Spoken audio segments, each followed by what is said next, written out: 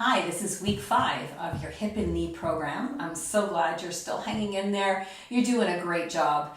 I know sometimes progress can feel awfully slow, but we didn't get here overnight, most of us anyway, and we're not going to crawl out of this hole overnight. So stick with it. I hope you're starting to notice some progress in your everyday activities like climbing stairs or just being able to move about your tasks with a little bit less pain. Today we're going to work on a specific functional skill, getting up and down from the floor. This is something that I've had people come to my practice 2 and 3 years post joint replacement, and no one has ever talked to them about regaining their liberty to get up and down from the floor. This is perfectly accessible and safe for you, and if you do, this is a simple way to transfer. So I want to spend the whole class today giving you your freedom back, so if something falls on the floor, you don't have to wait for your grandchild to come over and pick it up for you.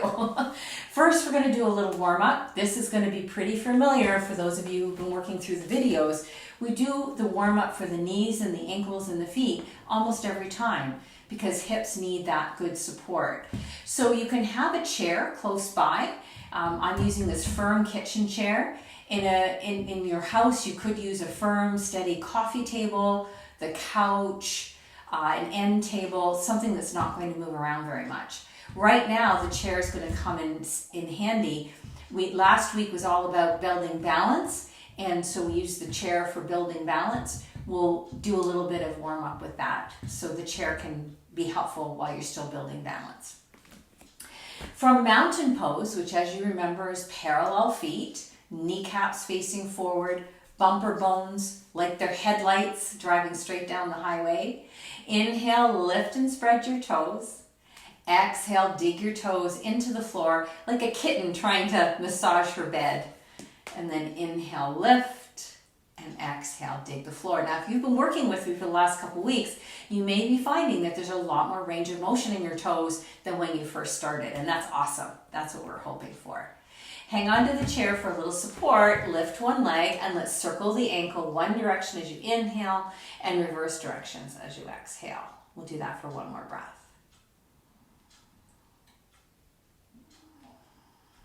Good, and then just move the knee straight as you inhale and bend as you exhale.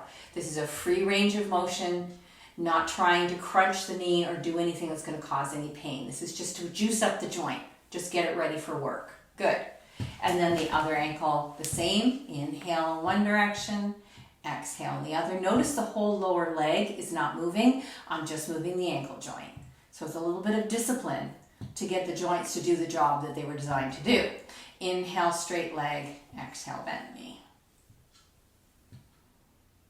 I just do that about 3 breaths just to get things moving.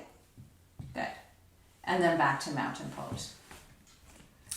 I'm getting ready to come into what we know as standing march. I'll show a few progressions on this. If this is your first day doing this video, know that you can just do the first progression. Maybe by the time you do this video for the 5th or 6th time, you will want to spice things up a little bit. But just because I show a progression doesn't mean it's the right thing for everybody to do that day. Some days you just need a little break, right? So we want to find mountain pose. Nice, strong, long spine. Bumper bones straight ahead, kneecaps straight ahead, toes straight ahead. 2 parallel lines. We don't usually move our bodies through the day like that, so in yoga we really try to work on it.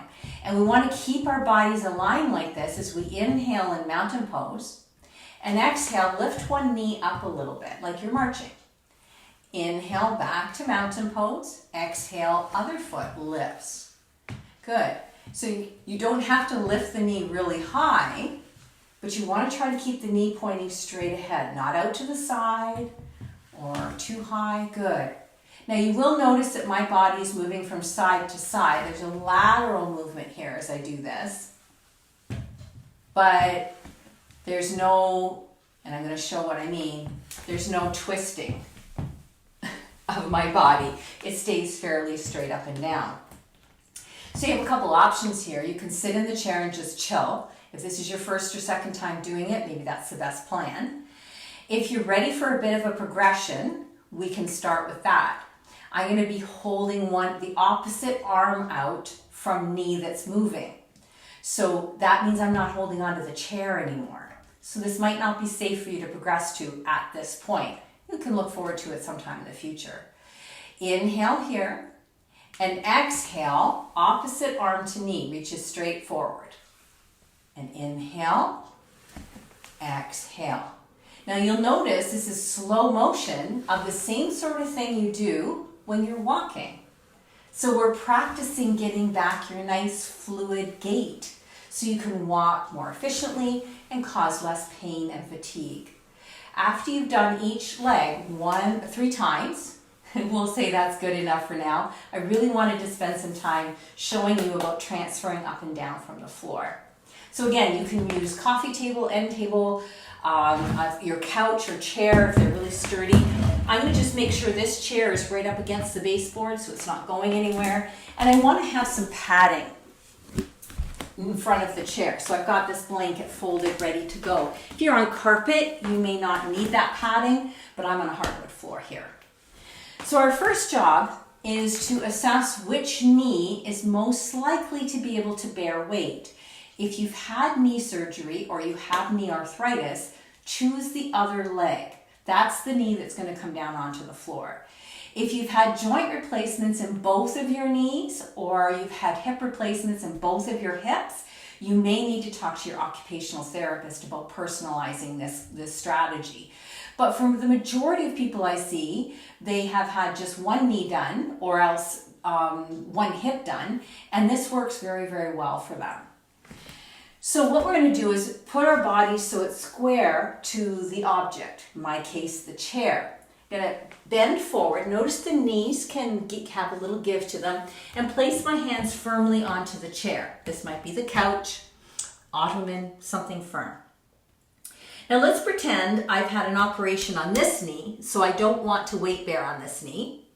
So I'm going to drop the left knee to the ground.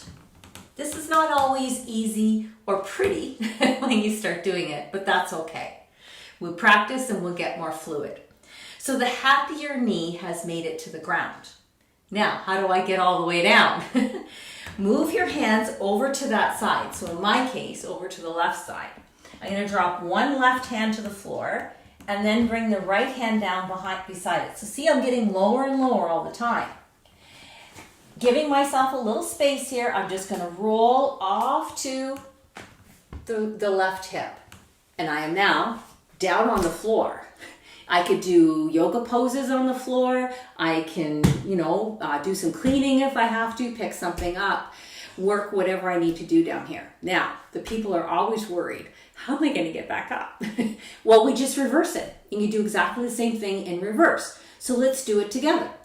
If you're using this video at home, maybe you're watching and thinking, oh, that would never work. Watch through the whole video a couple times and your brain will start figuring it out for you. Your brain's amazing. You're going to start to train your body to do this movement just by watching the video. And then you'll feel your confidence come, I bet. And you'll say, okay, I'm going to give it a try. Because I'm talking you through step by step. And I've seen it work for, well, I'm going to say hundreds of people. Thousands would be an exaggeration, but hundreds of people.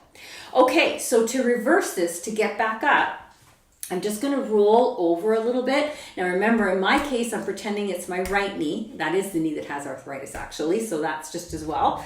I'm going to roll over onto the other hip, so left in my case. I'm going to bring my hands to the floor and start to push up.